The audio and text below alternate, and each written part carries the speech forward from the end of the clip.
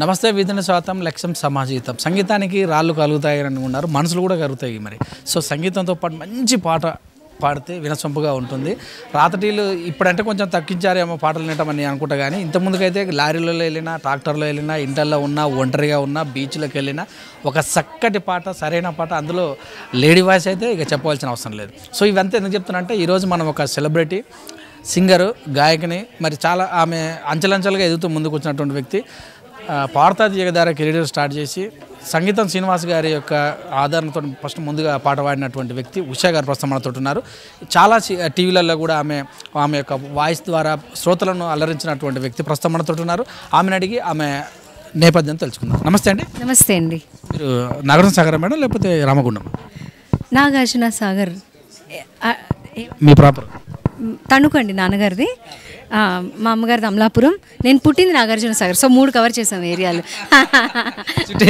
అంతా చుట్టాం పాటల్లోకి రావడానికి ముందు మీరెందుకు పాటలు పాడాలనుకున్నారు అంటే మీ ఇంట్లో పాడుతుంటే మీ గొంతు బాగుందనటమా ఏదో ఒకటి ఉంటుంది కదా మా అమ్మగారు పాడతారండి సో చిన్నప్పటి నుంచి నాకు 3 సంవత్సరాలు ఉన్నప్పటి నుంచి నేను పాడడం స్టార్ట్ చేశాను లోకల్గా 3 సంవత్సరాలు మేడం మాటలే సరిగా రావు కదా మరి ఇప్పుడు పాడాను ఒక వీడియో కూడా ఉంది నాది సంవత్సరాలు మాటలే సరిగా రావు అమ్మ అనలేము అత్త అనలేదు మామ అనలేము కానీ పాడాను కృప అంతే దేవుడు ఆశీస్సులు అమ్మ పాడతారు కాబట్టి వచ్చింది అలాగే పాటల మీద ఇంట్రెస్ట్ వల్ల కాంపిటీషన్స్ అన్నీ అటెండ్ అయ్యాను అలాగే టీవీలో ఉన్న పాడతా తీగ కూడా అటెండ్ అయ్యాను ఎలాంటి పాటలు పాడా మీరు ఇప్పుడైతేనేమో కేవు కేక్ అనే పాటకు డ్యాన్స్ చేస్తారు చిన్న చిన్న పిల్లలు మరి అప్పుడు ఎలా అప్పుడంతా మెలడీ ప్రాధాన్యత ఉన్న పాటలన్నీ కూడా మేము నేర్చుకున్నవి కూడా బాలు గారి విచిత్ర గారివి 1980 మే 19th అంతా మే 29th అనుకో అంటే 19 అంటే 3 సంవత్సరాలు అంటే 83 అంతేనా 83లో ఏ పాటలు బాగున్నాయి మేడం నేను పాడిన పాట అఖిలాండేశ్వరి అండి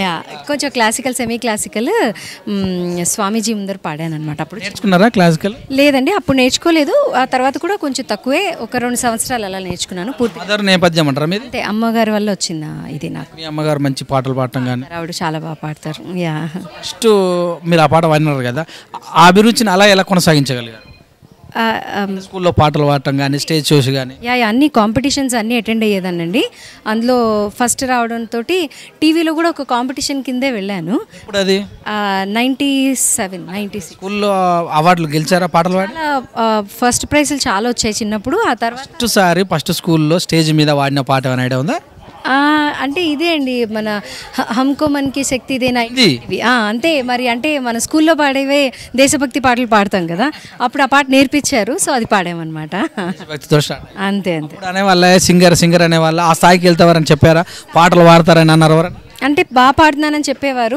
ఇలా సింగర్ అవుతానని మటుకు నేనే అనుకోలేదు బట్ అవకాశాలు వచ్చి నేను సింగర్ మీకు గోల్ లేకుండా ఎందుకంటే మా సిస్టర్స్ వాళ్ళందరూ చదువు మా నాన్నగారు చదువు మీద ఎక్కువ కాన్సన్ట్రేట్ చేసేవారు తల్లిదండ్రులు అందరూ అంతే ఎంతసేపు చదువు అంటారు కదా సో సడన్గా ఒక అవకాశం వచ్చే వల్ల పాడతా తీగ ద్వారా నాకు ఈటీవీ ఈనాడు సినిమా ద్వారా ఆర్పి పట్నాయక్ గారు ఇచ్చిన ఫస్ట్ అంతకు ముందర వందే మాత్రం శ్రీనివాస్ గారు పిలిచిచ్చారు ఆ తర్వాత శశిప్రీతం గారు ఇచ్చారు ఆ తర్వాత ఆర్పి గారి దగ్గర పాడడం జరిగింది ఈటీవీ పాడతా తీగలు రావాలంటే చాలా కష్టం అంటారు మరి ఫస్ట్ ఎపిసోడ్లోనే ఇంటికి మీరు వాయిస్ అని లేకపోతే నేర్చుకున్నారా అని వడబోతలు బాగుంటాయి అంటారు ఆ వడబోతను చేసి ఇచ్చినప్పుడు ఎలా అనిపించింది ఫస్ట్ ఎపిసోడ్కి నిజంగానే నాకు జలుబు ఉండింది పాడినా వద్దా అనుకున్నాను బట్ బాగా పాడావు అని చెప్పగానే ఇంకా నా కాన్ఫిడెన్స్ పెరిగి ఇంకా స్టార్ట్ అయింది అక్కడ సాధన చేసేవాళ్ళు ఇంటి దగ్గర ఎవ్రీడే ఎప్పుడు పాడుతూనే ఉండేదాన్ని ఇప్పుడు కూడా పాడుతారు అనే వాళ్ళు ఉన్నారా అంటే అదే అప్పుడు నేర్చుకోలేదు పాడతా తీగ టైంలో నేను నేర్చుకోలేదు ఇన్ఫ్యాక్ట్ సినిమాలు పాడేశాక సాయిబాబా గారి దగ్గర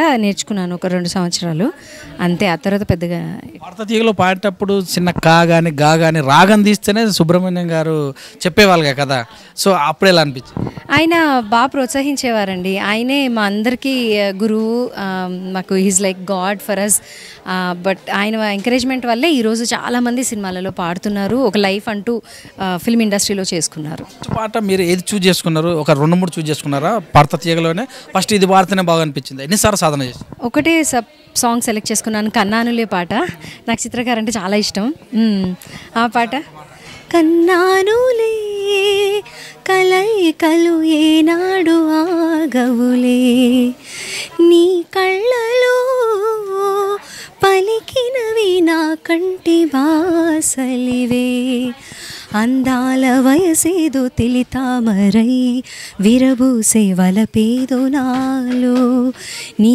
పేరు నా పేరు తెలుసా మరి హృదయాల కథ మారి నీలో వలపందుకే కలిపేనులే ఒడి చేరే వయసెన్నడో కన్నానులే. వివిధ దేశాలలో 150 కచేరీలు పై చేశారు. ఎస్పి బాలసుబ్రహ్మణ్యంతో కావచ్చు, హరిహరన్తో కావచ్చు, చాలా మందితో చేశారు. ఎలా అనిపించింది? కాన్సర్ట్స్ ఆర్ ఆల్వేస్ ఎనర్జీ తెస్తుందండి. నేను కాన్సర్ట్స్ మీద ఎప్పుడు ఇష్టం నాకు స్టేజ్ మీద పర్ఫామ్ చేయడం. రెండు డిఫరెంట్, ప్లేబ్యాక్ ఒక రకం అయితే స్టేజ్ మీద పాడడం ఒక రకం. పాడతా తీయగలో విన్నర్ అయ్యారు కదా, ఎలా అనిపించింది అప్పుడు? ఇక బాలుగారు అంతే చెప్పలేదు. ఫస్ట్ టైం నాకు చాలా అంటే బాలమురళీ కృష్ణ గారి చేతుల మీదుగా, ఎంఎస్ విశ్వనాథ్ గారి చేతుల మీదుగా బాలుగారు ఇంతమంది లెజెండరీ పీపుల్ మధ్యలో తీసుకోవడం అనేది నా అదృష్టం. అప్పుడు బాగానే అవకాశాలు ఎలా ఉన్నాయి మరి? అప్పుడు స్టార్ట్ అయిందండి ఆఫ్టర్ పాడతా తీగ. ఆ తర్వాత మళ్ళీ టీవీలలో పాడిన తర్వాత కొంచెం మెల్లమెల్లగా పాటలు రావడం స్టార్ట్ అయ్యింది. శ్రీనివాస్ గారి చేత కావచ్చు, ఆర్పి పట్నాయక్ కావచ్చు, మణిశర్మ కావచ్చు, కోటి కావచ్చు, చాలా మందితో కూడా చేశారు కదా, ఎవరు కంఫర్టబుల్ జోన్ అనిపించింది? అందరూ ఒక్కొక్క స్టైల్లో ఉంటుందండి. అందరి వర్కింగ్ స్టైల్ నాకు చాలా ఇష్టం. ఎక్కువ పాటలు ఆర్పి గారి దగ్గర పాడాను. సో ఆర్పి గారి దగ్గర కూడా చాలా కంఫర్టబుల్గా, అలాగే కీరవాణి గారి దగ్గర పాడాను, అందరి దగ్గర పాడాను, మణి గారి దగ్గర, ఇళయరాజా గారి దగ్గర పాడాను మెయిన్గా. సో ఆయన ఒక్కరి దగ్గరే నాకు భయం అనిపించింది పాడేటప్పుడు. మిగతా వాళ్ళందరూ నన్ను కంఫర్టబుల్ చేసి పాడించేవారు. ఎవరి దగ్గర నేర్చుకున్నట్టు అనిపించింది? అందరూ ఒక్కొక్క స్టైల్ అండి. సో నా అందరిలో నుంచి వాళ్ళలో ఉన్న స్పెషాలిటీ ఏది ఉందో అది గ్రాస్ప్ చేస్తూ యా. మీకు ఇష్టమైన పాట ఏమైనా ఉందా? నాకంటే చిత్రగారు ఇష్టం అండి. అంతే మనిషి ఇష్టం ఉన్నారు కానీ ఇష్టమైన పాట అన్నీ ఆవిడేం పాడితే అది బాగుంటుంది.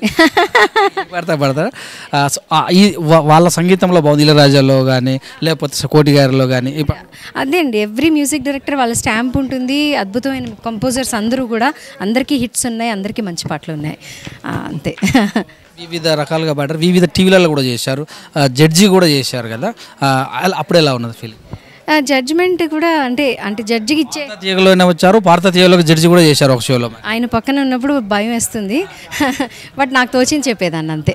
పెద్ద జడ్జిమెంట్ అంటూ ఏం లేదు, నాకు తెలిసింది ఏదో 2 ముక్కలు చెప్పడం అంతే.